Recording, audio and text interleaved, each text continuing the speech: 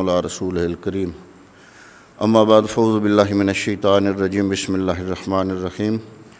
النبی اولیٰ بالمؤمنین من انفسہم وازواجہ امہاتہم صدق اللہ مولانا العظیم وصدق رسولہ النبی الکریم الصلاۃ والسلام علیک یا رسول اللہ وعلی آلک واصحابک یا سید الانبیاء والمرسلین۔ انتہائی واجب الاحترام قابل تکریم معزز و محترم و مکرم حاضرین و سامعین، آج 17واں روزہ ہے اور 17 رمضان المبارک ہے، اور آج کے دن محبوب رب العالمین ام المومنین حضرت سیدہ عائشہ صدیقہ رضی اللہ تعالی عنہا آپ کا وصال ہے، اور آپ کے اس وصال کو مد نظر رکھتے ہوئے آپ کا ذکر پاک کرنے کے لیے میں نے آپ کے سامنے قرآن مجید فرقان حمید کی ایک آیہ مبارکہ تلاوت کرنے کی سعادت حاصل کی۔ اللہ رب العالمین نے فرمایا النبی اولیٰ بالمؤمنین من انفسہم، کہ نبی مومنوں سے ان کی جانوں سے بھی زیادہ قریب ہے، وازواجہ امہاتہم، اور نبی کی تمام ازواج مطہرات مومنوں کی مائیں ہیں۔ تو حضور نبی رحمت صلی اللہ تعالیٰ علیہ وآلہ وسلم کی 11 ازواج مطہرات تھیں۔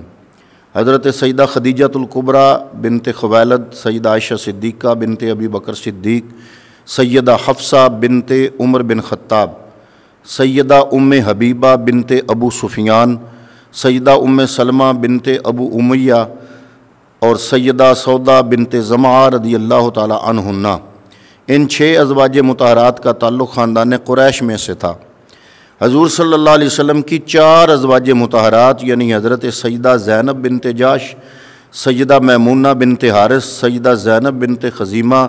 سیدہ جویریہ بنت حارث رضی اللہ تعالیٰ عنہ کا تعلق عرب سے تھا، قریش خاندان سے نہ تھا۔ آپ کی زوجہ محترمہ سیدہ صفیہ بنت حی رضی اللہ تعالیٰ عنہ غیر عربیہ تھیں، اور ان کا تعلق بنی اسرائیل میں سے تھا۔ رفاقت رسول اکرم صلی اللہ علیہ وآلہ وسلم کی وجہ سے بارگاہ خداوندی میں انہیں عظیم مقام حاصل تھا۔ اللہ تعالیٰ نے قرآن مجید میں فرمایا یا نساء النبی لستن کاحد من النساء، اے نبی کی بیویوں تم اور عورتوں کی طرح نہیں ہو۔ سورہ الاحزاب کی آیت نمبر 32 ہے۔ ان میں سے تمام ازواج مطہرات کی عظمت تو اپنی جگہ مسلم ہے کیونکہ نسبت مصطفیٰ ہے، لیکن حضور نبی کریم صلی اللہ علیہ وسلم کو تمام ازواج مطہرات میں سے حضرت خدیجہ کا تو اس وقت انتقال ہو گیا تھا،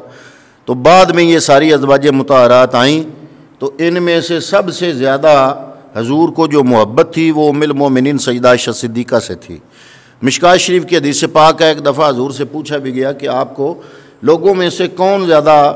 پسندیدہ ہے یا محبوب ہے، تو حضور نبی کریم صلی اللہ علیہ وسلم نے جواب دیا حضرت عائشہ صدیقہ۔ پھر پوچھا گیا کہ جناب مردوں کی بات ہو رہی ہے، مردوں میں سے، تو حضور نے فرمایا ابوہا، یعنی حضرت عائشہ صدیقہ رضی اللہ تعالیٰ عنہ کے والد محترم۔ تو حضور کا آپ کے ساتھ شغف یہ صرف یہ نہیں ہے کہ آج کے علماء بیان کر رہے ہیں یا میں آپ کے سامنے رکھ رہا ہوں یا بعد والوں نے یہ نتیجہ نکالا، بلکہ یہ بات صحابہ اکرام رضوان اللہ تعالیٰ علیہ مجمعین کے درمیان اور امہات المومنین کے درمیان اس وقت مشہور تھی۔ اور یہی وجہ ہے کہ جب حضور نبی کریم صلی اللہ علیہ وسلم حضرت ام المومنین سیدہ عائشہ صدیقہ کے پاس تشریف لے جاتے تو صحابہ کرام نے کوئی تحفہ دینا ہوتا نا تو انتظار کرتے کہ جس دن حضور حضرت ام المومنین سیدہ عائشہ صدیقہ کے پاس تشریف لے جائیں گے اس دن ہم اپنا تحفہ حضور کی خدمت میں پیش کریں گے،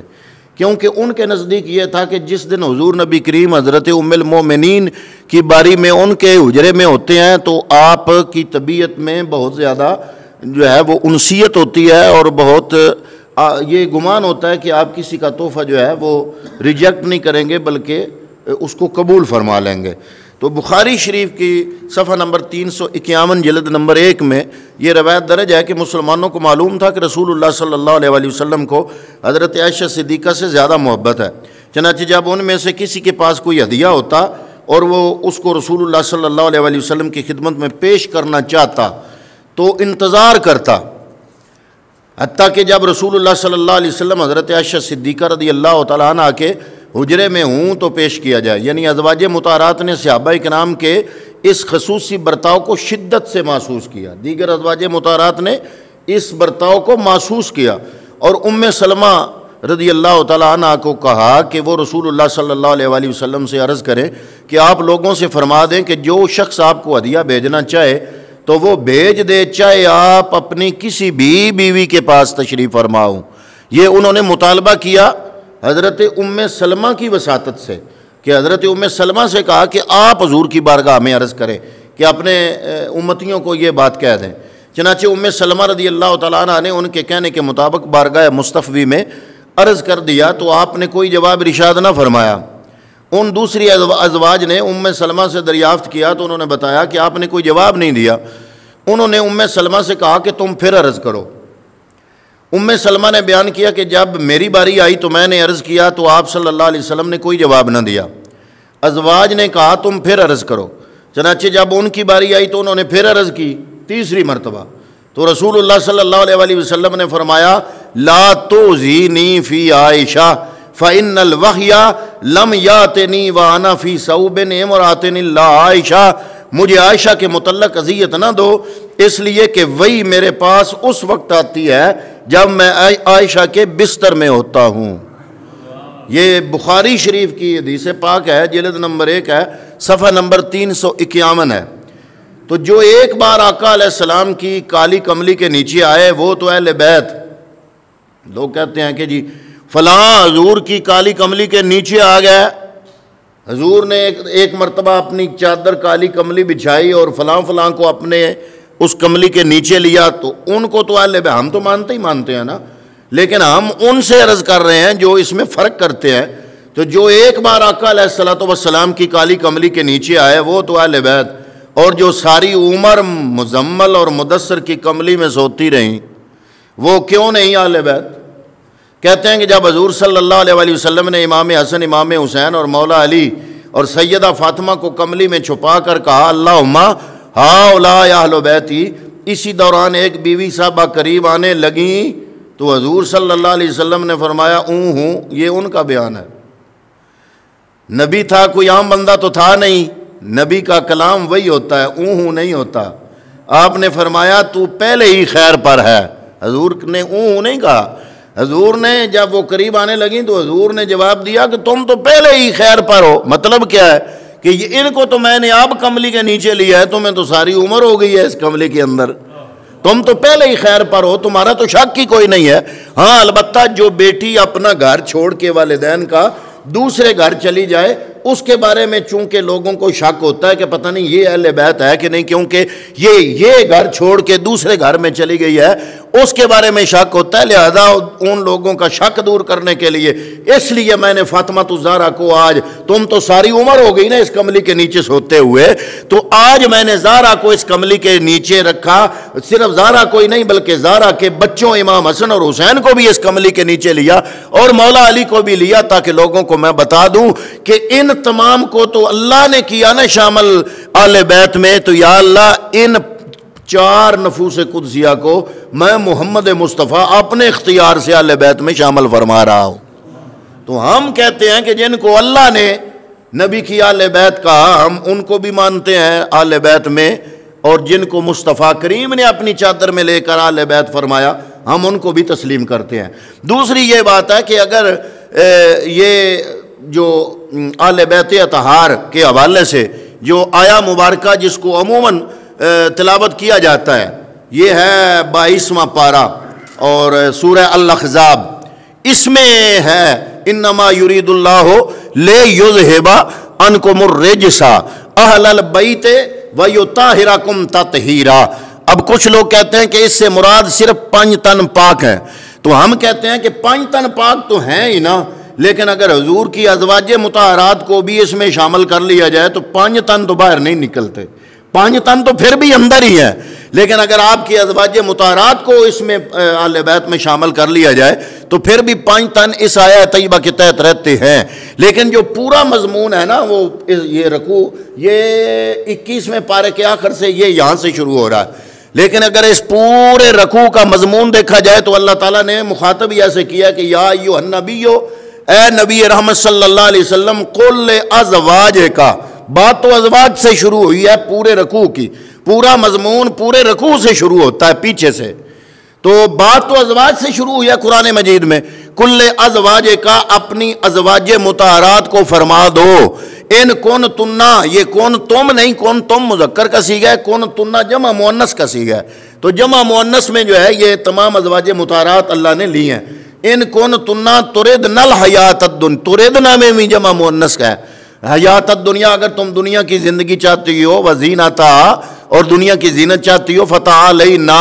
تو آؤ، فتعالینا بھی جمع مؤنث کا صیغہ ہے۔ امتے کننا، یہ بھی جمع مؤنث کا صیغہ ہے کہ میں تمہیں عطا کر دوں، وَأُسَرِّحْكُنَّ سَرَاخًا جَمِيلًا، اور خوبصورت عطا کر دوں۔ یہ یہاں سے اس آیت سے یہ سارا مضمون شروع ہے، اور بات شروع ہوئی ہے ازواج مطہرات سے۔ اگلی آیت میں پھر یا نساء النبی، اے نبی کی عورتوں، یعنی بات پھر عورتوں کی بات چل رہی ہے اور تسلسل سے چل رہی ہے۔ یا نساء النبی، اے نبی کی عورتوں، من یات منکن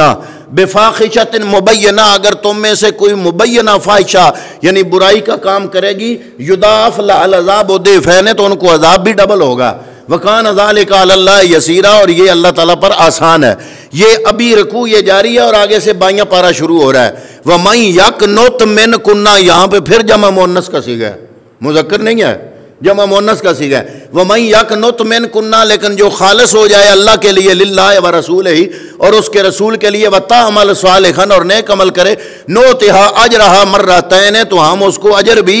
ڈبل عطا فرمائیں گے۔ وَأَعْتَدْنَا لَهَا رِزْقًا كَرِيمًا، اور اپنی طرف سے اس کو عزت والی روزی عطا فرمائیں گے۔ آگے پھر یہ جو آیت شروع ہو رہی ہے، پھر اس میں عورتوں کی ذکر ہے۔ فرمایا یا نساء النبی، اے نبی کی عورتوں، یہ ایک بار نہیں، دو بار نہیں، تسلسل سے مضمون سارا ازواج مطہرات کے لیے چل رہا ہے۔ یا نساء النبی، اے نبی کی عورتوں، لستن کاخد من النساء، کوئی دنیا میں جو کوئی بھی عورت ہے، کسی بھی عورت کی طرح تم نہیں ہو۔ ان اتقیتن فلا تخضعن بالقول فیطمع الذی فی قلبہ مرض وقلن قولا معروفا، یہاں پر پھر جمع مؤنث کا صیغہ ہے۔ آگے وہ آیت شروع ہو رہی ہے جس میں ہے انما یرید اللہ لیذھب عنکم الرجس، یہ پوری آیت نہیں ہے، یہ آیت انما یرید اللہ جو ہے، یہ جس آیت کا حصہ ہے وہ آیت یہاں سے شروع ہو رہی ہے، اور وہ آیت بھی جمع مؤنث کے صیغے سے شروع ہو رہی ہے۔ انما یرید اللہ لیذھب عنکم الرجس، یہ پوری آیت نہیں ہے، یہ انما یرید اللہ لیذھب عنکم الرجس اہل البیت ویطہرکم تطہیرا، یہ اس آیت کا حصہ ہے جو آیت یہاں سے شروع ہو رہی ہے۔ فرمایا وقرنا، یہ جمع مؤنث کا صیغہ ہے، بات مؤنث سے شروع ہو رہی ہے۔ وقرنا فی بیوتکن، اور تم اپنے گھروں میں رہو، ولا تبرجنا تبرج الجاہلیت الاولی، جاہلیت اولی یعنی جہالت کے زمانے کے جو فیشن ہیں وہ چھوڑ دو۔ واقمنا الصلاۃ، اور نماز قائم کرو، وآتینا الزکوٰۃ، اور زکوٰۃ ادا کرو، وَأَطِعْنَا اللَّهَ وَرَسُولَهُ، اور اللہ کے رسول کی ہے اور تو تم اطاعت کرو۔ انما یرید اللہ لیذھب عنکم الرجس اہل البیت ویطہرکم تطہیرا، کیونکہ اللہ تعالیٰ نے نبی کے گھر والوں کو ہر قسم کی پلیتی سے دور کر دیا ہے۔ تو یہ سارا مضمون پورے رکوع کا کیا بتا رہا ہے؟ اب یہ آیت تو یہاں پر ختم ہوگی تطہیرا، لیکن آگے پھر جو اگلی آیت ہے اس میں پھر جمع مؤنث ہے۔ فرمایا وَاذْكُرْنَ مَا يُتْلَىٰ فِي بُيُوتِكُنَّ، اپنے گھروں میں قرآن کی تلاوت کیا کرو اے نبی کی عورتوں، یعنی پہلے بھی عورتوں کا تذکرہ پورے رکوع میں، آگے بھی عورت کا تذکرہ، اور یہ درمیان میں پوری آیت نہیں ہے بلکہ آیت کا حصہ ہے۔ انما یرید اللہ لیذھب عنکم الرجس اہل البیت ویطہرکم تطہیرا، تو قرآن کا یہ مزاج بتا رہا ہے، رب کا یہ بیان کرنے کا انداز بتا رہا ہے کہ اللہ تعالیٰ نے مصطفیٰ کریم کی تمام ازواج مطہرات کو پیغمبر کی اہل بیت میں شامل فرمایا ہے۔ تو حضور نبی رحمت صلی اللہ تعالیٰ علیہ وسلم نے اپنی چادر اوڑھی ان پر، تو فرمایا ہاں اللہم ہؤلاء اہل بیتی، یا اللہ یہ بھی میرے اہل بیت ہیں۔ تو اب امام حسن، امام حسین، فاطمہ الزہرا اور مولا کائنات مولا علی المرتضیٰ شیر خدا کو بھی اگر اس میں شامل کر لیا جائے تو ان کو وہ بھی اہل بیت ہے، اور اگر ازواج مطہرات کو بھی اس میں شامل کیا جائے تو پھر بھی وہ نکلتے نہیں اہل بیت سے، وہ تو ہر صورت میں اہل بیت ہیں، کیونکہ حضور نے فرما دیا ہمارا تو نہ ان سے انکار ہے نہ ان سے انکار ہے۔ حضرت فاطمہ الزہرا بھی اہل بیت سے ہیں، امام حسن بھی اہل بیت سے ہیں، امام حسین بھی اہل بیت سے ہیں، مولا کائنات مولا علی المرتضیٰ بھی اہل بیت سے ہیں، لیکن رب العالمین نے پورے رکوع میں جو مزاج بتایا وہ پوری تمام مصطفیٰ کریم کی ازواج مطہرات کا تذکرہ کر کے یہ ارشاد فرمایا، لہذا وہ بھی اہل بیت میں شامل ہے۔ تو اس طرح پتہ چلا کہ اللہ رب العالمین نے ازواج مصطفیٰ کریم صلی اللہ تعالیٰ علیہ وسلم کو آل بیت مصطفیٰ میں شامل فرمایا، اور ساتھ یہ فرمایا کہ قرآن نے کہا کہ وازواجہ امہاتہم، کہ یہ نبی کی تمام ازواج مومنوں کی مائیں ہیں۔ اب جو ہماری حقیقی ماں ہے اس کے بارے میں ہمیں تو لوگ بتاتے ہیں نا کہ یہ تیری ماں ہے، تو بچپن سے ہم وہ بیان کرتے رہتے ہیں یہ میری ماں ہے، یہ میری ماں ہے، کئی بچوں کو تو بعد میں جوان ہونے کے بعد پتہ چلتا ہے کہ تمہاری اصل ماں یہ نہیں ہے، کوئی اور تھی، یعنی لوگوں کے کہنے سے تو ہم مان لیتے ہیں کہ یہ میری ماں ہے جس نے ہم کو پیدا کیا ہوتا ہے، تو جن کے بارے میں خدا خود کہے کہ یہ تمہاری مائیں ہیں۔ تو رب العالمین مصطفیٰ کریم صلی اللہ علیہ وسلم کی ازواج مطہرات کو خود فرما رہا ہے کہ اے کلمہ پڑھنے والو، یہ نبی کی تمام ازواج مطہرات تمہاری مائیں۔ ام المومنین سیدہ ام حبیبہ کا باپ مشرک تھا، اپنے قبیلے کا سردار تھا، وہ اپنی بیٹی کو ملنے آیا، بستر رسول صلی اللہ علیہ وسلم لگا ہوا تھا، بیٹی نے اٹھا دیا اور باپ کو اس پر بیٹھنے نہ دیا، اس کو غصہ آیا، کہا میں تیرا باپ ہوں، فرمایا ٹھیک ہے لیکن شاید تو جانتا نہیں ھذا فراش رسول اللہ صلی اللہ علیہ وسلم، یہ رسول پاک کا بستر ہے، اور انما المشرکون نجس، تو مشرک ہے اور مشرک پلیت ہوتا ہے، اور پلید میرے نبی کے بستر پر نہیں بیٹھ سکتا۔ جبریل آئیں اور کہیں، اللہ فرماتا ہے خدیجہ کو میرا اور خدا کا سلام، الخدیجہ کو میرا اور خدا کا سلام دینا، جن کو حضور فرمائے میں نے قبول کیا۔ حضرت عائشہ صدیقہ رضی اللہ تعالیٰ عنہ شادی کے بعد حضرت ابو بکر کے گھر جب پہلی بار آئیں تو عمر 9 سال ہے، حضرت صدیق اکبر کھڑے ہو گئے، حضرت عائشہ حیران ہوئی اور عرض کی ابا جی میں آپ کی بیٹی ہوں، فرمایا شادی سے پہلے تو صرف میری بیٹی تھی اور حضور صلی اللہ علیہ وسلم کی بیوی بننے کے بعد اب تو میری ماں بھی ہے، وَأَزْوَاجُهُ أُمَّهَاتُهُمْ۔ صدیق اکبر کہتے ہیں قرآن کہتا ہے تھی تو میری بیٹی پر اب پیغمبر کی تم بیوی بن گئی ہو، لہذا قرآن کی بات مانوں تو قرآن کی مان کر یہ کہہ رہا ہوں کہ پہلے تو بیٹی تھی پر اب مصطفیٰ کی بیوی بننے کے بعد تم میری ماں بن گئی۔ تو جو حضرت ام حبیبہ اپنے باپ کو مصطفیٰ کے بستر پر بیٹھنے نہ دے کہ مشرک نجس ہوتا ہے، تو جن کی ساری عمریں مصطفیٰ کے بستر پہ گزر گئیں وہ ابھی تک پاک لوگ تصور نہیں کر رہے، اور بہانہ کیا لگاتے ہیں، واقعہ افک جو اس وقت منافقین نے بڑا اچھالا تھا، اور وہ کیا ہے ام المومنین کا ہار گم ہو گیا، تلاش کرتی رہی، اتنے میں آپ رفع حاجت کے لیے اپنے کجاوے سے نکلی، رات کا ٹائم تھا، قافلے والوں نے سمجھا کہ شاید آپ اندر کجاوے میں موجود ہیں اور قافلہ چلا گیا۔ جب آپ واپس آئیں تو ہار اس اونٹنی کے نیچے تھا جو کہ مل گیا، لیکن قافلہ چلا گیا۔ ایک صحابی قافلے کے پیچھے رہتے تھے تاکہ قافلے والوں کی کوئی گری پڑی چیز سنبھالی جا سکے، جب وہ وہاں پہنچے تو ام المومنین کو دیکھا، اپنے اونٹ پر بٹھایا اور قافلے میں شامل ہو گئے۔ منافقوں کو تو موقع چاہیے تھا، منافق تو ہر موقع پر، جنگ بدر میں بھی منافقوں نے نقصان پہنچانے کی کوشش کی، عہد میں بھی نقصان پہنچانے کی کوشش کی، منافق تو ہر حال میں مسلمانوں کو نقصان پہنچانے کی کوشش کرتے تھے، یہ تو موقع ان کے ہاتھوں سنہری آ گیا تھا، لہذا انہوں نے باتیں کرنی شروع کر دی، تہمتیں لگائیں اور باتیں کرنا شروع کر دی۔ اللہ رب العالمین نے حضرت عائشہ صدیقہ کی شان میں پوری سورہ نور کی 18 آیتیں نازل فرمائی، 18 آیتیں نازل فرمائی ام المومنین سیدہ عائشہ صدیقہ کی پاک دامنی پر۔ اللہ تعالیٰ نے مومنین کو ندامت دلائی اور تنبیہ فرمائی کہ تم نے منافقین کی اڑائی ہوئی باتوں کو سنتے ہی کیوں نہ کہہ دیا کہ یہ افک ہے۔ اس واقعے کا نام ہی واقعہ افک ہے۔ افک کا معنی ہے بہتان۔ لولا سمعتموہ ظن المؤمنون والمؤمنات بانفسہم خیرا وقالوا ھذا افک مبین، سورہ نور،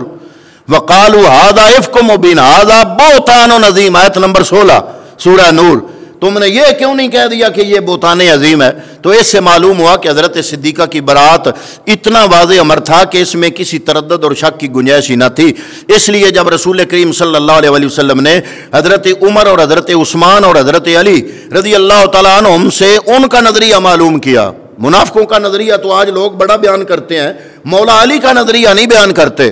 کہ مولا علی کا نظریہ اس وقت محمد مصطفیٰ صلی اللہ علیہ وسلم نے پوچھا جب یہ ہوا میں بڑی گرما گرمی تھی اور ماحول بڑا گرم تھا اور یہ تہمت اڑی ہوئی تھی، اس وقت حضور نے بلایا ابو بکر کو، عمر فاروق کو، مولا علی کو، ہاں بھئی آپ کا کیا خیال ہے؟ تو ان کا نظریہ معلوم کیا تو حضرت عمر نے عرض کیا کہ حضور آپ کے جسم پر مکھی نہیں بیٹھتی۔ حضرت عمر کا آپ استدلال دیکھیں، حضرت عمر نے کہا حضور آپ کے جسم پر مکھی نہیں بیٹھتی کیونکہ وہ پلید جگہوں پر بھی بیٹھی ہوتی ہے، لہذا جب اللہ رب العزت آپ کو مکھی کے پاؤں سے لگی ہوئی معمولی سی پلیدی سے بھی محفوظ رکھتا ہے تو آپ کے حرم پاک کو کیوں کر پلیدیوں سے محفوظ نہیں رکھے گا؟ یہ وہ صحابہ تھے جن کے دلوں میں ایمان راسخ ہو چکا تھا۔ عمر فاروق نے کہا جناب اللہ نے اس مکھی کو اجازت نہیں دی جو گندگی پر بیٹھتی ہے کہ وہ میرے محبوب کے جسم پر بیٹھے، اتنی سی بھی نجاست محبوب کی طرف آنے سے رب العالمین نے اس کا انتظام کر دیا کہ نہ آ سکے۔ تو یہ کیسے ہو سکتا ہے کہ آپ کے حرم میں کسی کے دل میں نجاست ہو؟ یہ کبھی بھی نہیں ہو سکتا۔ یہ حضرت عمر فاروق رضی اللہ تعالی عنہ۔ اب حضرت عثمان نے عرض کیا اللہ نے آپ کا سایہ زمین پر نہیں پڑنے دیا کہ گندی جگہ پر نہ پڑے، جب اللہ تعالیٰ آپ کے سائے کو بھی گندگی سے محفوظ فرماتا ہے تو آپ کے حرم پاک کو کیوں کر ہر قسم کی برائیوں سے محفوظ نہیں فرمائے گا؟ پھر علی سے پوچھا اے علی تم بتاؤ تمہارا کیا خیال ہے یہ جو افواہ اڑ رہی ہے اس بارے میں؟ حضرت علی نے عرض کیا کہ آپ کے مبارک جوتے کے ساتھ آپ کے مبارک جوتے کے ساتھ کوئی ناپسندیدہ چیز لگی ہوئی تھی تو اللہ تعالیٰ نے حضرت جبریل کو بھیج کر حالت نماز میں ہی اسے اتروا دیا تھا۔ اس زمانے میں جوتے پہن کر نماز پڑھی جاتی تھی، تو حضور نماز ادا فرما رہے ہیں جوتا پہنا ہوا ہے، جوتے کے ساتھ کوئی گندگی لگی ہوئی تھی، کوئی ہلکی سی نجاست تھی، رب العالمین نے جبریل کو سپیشل بھیجا، رب نے اتنی۔ مولا علی کا استدلال دیکھو، مولا کائنات مولا علی المرتضی شیر خدا فرما رہے ہیں، عرض کر رہے ہیں یا رسول اللہ جب اللہ تعالیٰ نے جوتے کے ساتھ ناپسندیدہ شے کے لیے فوراً اتارنے کا حکم دے دیا تو حضرت صدیقہ میں کوئی عیب اور قصور ہوتا تو فوراً ہی علیحدہ کرنے کا حکم نازل فرما دیتا اور نزول وحی میں کبھی بھی دیر نہ فرماتا۔ تفسیر مدارک میں یہ انہوں نے ذکر کیا ہے۔ اس وقت رسول اکرم صلی اللہ علیہ وسلم نے ممبر پر کھڑے ہو کر اعلان فرمایا کہ واللہ ما علمت علی اہلی الا الخیر، اللہ کی قسم میں اپنے اہل بیت میں صرف بھلائی اور بہتری اور پاکیزگی اور پاک دامنی کا اعتقاد رکھتا ہوں۔ قرآن مجید میں برات کا ایک اور ضابطہ بھی بیان کیا، حضرت صدیقہ کی برات بیان کرتے ہوئے ایک ضابطہ بیان کرتے ہوئے فرمایا الخبیثات للخبیثین والخبیثون للخبیثات والطیبات للطیبین والطیبون للطیبات۔ یہ اے میرے محبوب آپ پریشان کیوں ہوتے ہو؟ رب کا یہ ضابطہ ہے کہ خبیث مرد خبیث عورتوں کے لیے، خبیث عورتیں خبیث مردوں کے لیے، پاک مرد پاک عورتوں کے لیے، پاک عورتیں پاک مردوں کے لیے، تیرے جیسا پاک بھی کوئی نہیں اور تیری ازواج مطہرات جیسی بھی پاک کوئی نہیں۔ حضرت ابراہیم علیہ السلام کی بیوی جب جابر بادشاہ کے پاس گئی، اس کا ارادہ خراب ہوا تو حضرت ابراہیم کی آنکھوں کے سامنے دیواروں کے پردے ہٹا دیے اور حضور کے لیے آسمانوں کے پردے ہٹا دیے۔ جی بی بی سارہ کی شان تورات میں ہے، حضرت عائشہ کی شان قرآن میں ہے۔ کم از کم دو دلیلیں سمجھ لو، ایک فرشی اور ایک عرشی۔ روضہ رسول فرشی دلیل ہے اور سورہ نور عرشی دلیل ہے۔ روضہ رسول حجرہ عائشہ صدیقہ ہے، حجرہ عائشہ صدیقہ روضہ رسول ہے۔ یہ روضہ رسول یہ فرشی دلیل ہے، سورہ نور یہ عرشی دلیل ہے۔ جب تک روضہ رسول قائم ہے سیدہ عائشہ صدیقہ کی شان قائم ہے، اور جب تک قرآن میں سورہ نور موجود ہے اما عائشہ صدیقہ کی عصمت موجود ہے۔ اگر ہار تلاش کرنے میں دیر ہو تو فَتَيَمَّمُوا صَعِيدًا طَيِّبًا کی آیت نازل ہو جاتی ہے اور مومنوں کو آسانی ہو جاتی ہے کہ پانی نہ ملے تو اگر یہ ہار نہ گم ہوتا تو مسلمانوں کو تیمم کا خوبصورت نعم البدل وضو کا نصیب نہ ہوتا۔ تو یہ ہار گم ہونے میں بھی یہ حکمت تھی کہ وہ ادھر وہ تلاش کرتے رہے، وقت جانے کے قریب پہنچا تو حضور نے فرمایا اب کیا کریں، فوراً وہی نازل ہو گئی کہ اے محبوب ان کو کہو تیمم کر لو۔ تو یہ تیمم اس وقت آیا تو تیری پاکیزگی پہ نطق فطرت نے شہادت دی، تجھے عظمت عطا کی، عافیت بخشی، فضیلت دی، خدائے پاک کا بارہا تجھ پر سلام آیا۔ بخاری شریف کی صفحہ نمبر 457 جلد نمبر 1 قال لها عائشہ ھذا جبرائیل یقرئ علیک السلام، حضور نے فرمایا ہے عائشہ یہ جبریل ہے، یہ تجھے سلام کہہ رہا ہے، تجھے عظمت عطا کی، عافیت بخشی، فضیلت دی، خدا پاک کا بارہا تجھ پر سلام آیا، مبارک ہیں وہ لب جن پر ادب سے تیرا نام آیا، رسول اللہ نے رکھا ہے صدیقہ لقب تیرا، فقط فرشی نہیں عرشی بھی کرتے ہیں ادب تیرا، شرف تیرے دوپٹے نے جنگ بدر میں پایا، اسے پرچم بنا کر رحمت عالم نے لہرایا۔ جنگ بدر کے موقع پر حضرت عائشہ صدیقہ کا دوپٹہ پرچم بنا، اور یہ دوپٹہ امام الاولیاء فاتح خیبر حضرت سیدنا مولا علی کے ہاتھ میں پکڑا دیا۔ جنگ بدر میں وہ پرچم مولا علی کے ہاتھ میں تھا، اور پرچم تھا عائشہ صدیقہ کا دوپٹہ، تاکہ دنیا دیکھے کہ عائشہ رضی اللہ تعالیٰ عنہ کے دوپٹے کے محافظ مولا علی ہے۔ حضور صلی اللہ علیہ وآلہ وسلم کی وفات کا وقت قریب آیا تو ساری ازواج سے اجازت لے کر حضرت عائشہ کے گھر رہنا پسند فرمایا۔ جب آپ کا آخری وقت تھا نا، آخری بیماری حضور نبی کریم کی، تو آپ نے تمام ازواج مطہرات سے اجازت لے لی کہ میں نے اب یہ میرے آخری دن ہے، میں نے عائشہ صدیقہ کے گھر رہنا ہے۔ تو ساری ازواج سے اجازت لے کر حضرت عائشہ کے گھر رہنا پسند فرمایا۔ آپ فرماتی ہیں کہ حضور صلی اللہ علیہ وآلہ وسلم کا وصال میری گود میں ہوا۔ حضرت مجدد الافسانی فرماتے ہیں کہ میں ایصال ثواب کے لیے ختم دلواتا تو آپ صلی اللہ علیہ وآلہ وسلم کی بارگاہ میں ایصال ثواب پیش کرتا۔ حضور صلی اللہ علیہ وسلم میرے خواب میں جلوہ فرما ہوئے اور فرمایا من توام در خانہ عائشہ می خرم، ہر کے مرا توام فرستد بخانہ عائشہ فرستد۔ میں حضرت عائشہ کے گھر کھانا کھاتا ہوں، لہذا جو بھی مجھے ختم شریف کے ذریعے کھانا بھیجے تو عائشہ کے گھر ہی بھیجے، یعنی اس ایصال ثواب میں عائشہ رضی اللہ تعالیٰ عنہ کو بھی یاد رکھا کرو۔ حضرت مجدد الافسانی فرماتے ہیں کہ میں بھول جاتا تھا، جب ختم دلواتا تو حضرت عائشہ صدیقہ کا نام نہیں لیتا، حضور کی بارگاہ میں پیش کرتا۔ تو ایک دن حضور نبی کریم خواب میں مجھے ملے تو فرمایا کہ اے شیخ احمد سرہندی، میں عائشہ کے گھر کھانا کھاتا ہوں۔ تو آپ فرماتے ہیں اس کے بعد میں جب بھی ختم دلواتا تو ام المومنین کا نام بھی ساتھ لیتا۔ حضرت یوسف کے متعلق بی بی زلیخا نے اپنے خامند عزیز مصر کو کہا جو تیرے حرم کے ساتھ برائی کا ارادہ کرے اس کی جزا صرف یہ ہے کہ وہ قید خانہ میں بند کر دیا جائے۔ حضرت یوسف علیہ السلام نے اپنی پاک دامنی خود بیان فرمائی، قال ہی راودتنی عن نفسی، کہ زلیخا نے مجھے ورغلانے کی کوشش کی تھی اور اللہ نے مجھے اس کے مکر سے محفوظ رکھا۔ اللہ تعالیٰ نے اپنے پیارے نبی صلی اللہ علیہ وسلم کی پاک دامنی ثابت کرنے کے لیے زلیخا کی قوم کے ایک شیر خوار بچے کو قوت گویائی عطا فرمائی، اور اس نے حکیمانہ انداز میں قرائن و شواہد کے ساتھ حضرت یوسف علیہ السلام کی طہارت و نزاہت کو واضح کیا۔ اس نے کہا اگر یوسف کا کرتا آگے سے پھٹا ہوا ہے تو پھر یوسف علیہ السلام کا دعویٰ باطل ہے اور زلیخا سچی ہے، اور اگر پیچھے سے پھٹا ہوا ہے تو پھر زلیخا نے غلط بیانی سے کام لیا ہے اور حضرت یوسف سچے ہیں۔ فلما رأى قمیصہ قد من دبر قال انہ من کیدکن ان کیدکن عظیم۔ عزیز نے کہا جب انہوں نے دیکھا قمیض تو وہ کیا ہے، پیچھے سے پھٹی ہوئی تھی۔ تو عزیز مصر نے کہا کہ یوسف تو سچا ہے، زلیخا اس میں جھوٹی ہے۔ تو عزیز نے کہا کہ یہ بات تو تمہارے مکروں میں سے ہے، بے شک تمہارے مکر بہت بڑے ہوتے ہیں۔ یوسف اعرض عن ھذا واستغفری لذنبک انک کنت من الخاطئین، اے یوسف اس بات سے درگزر کیجئے اور کسی کے سامنے اس کا ذکر نہ کیجئے، اور اے زلیخا تو اپنے گناہ سے توبہ کر، بے شک تو خطا کاروں میں سے ہے۔ یہ اس آیت کا ترجمہ ہے۔ تو سیدہ مریم اور سیدہ عائشہ صدیقہ، سیدہ مریم کے حق میں بچہ حضرت عیسیٰ آپ نے گواہی دی، اور سیدہ عائشہ کے لیے سورہ نور کی 18 آیتیں نازل کر کے رب العالمین نے ام المومنین سیدہ عائشہ صدیقہ کے حق میں خود گواہی پیش فرمائی۔